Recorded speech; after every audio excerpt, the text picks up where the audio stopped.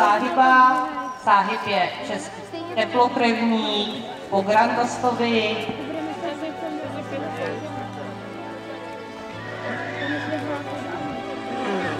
A Petra Suchomalová po Stanislavě Suchomalové.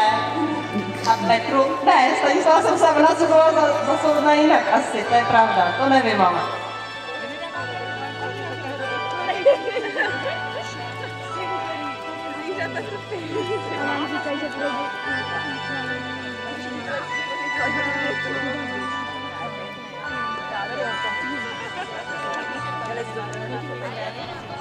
Viděli jste vyslání na kruh a změny do cvalu.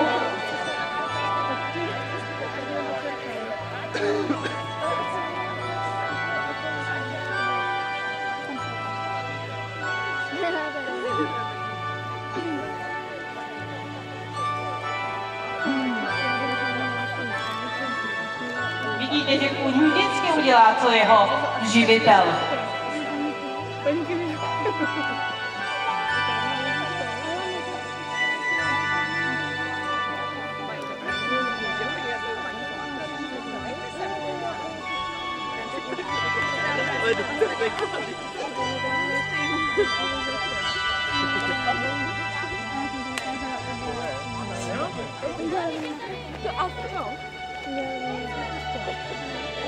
Tak, ty překroky, které jsou relativně těžké pro koníka, na rovnováhu, záhyb zvlášť, Petra taky.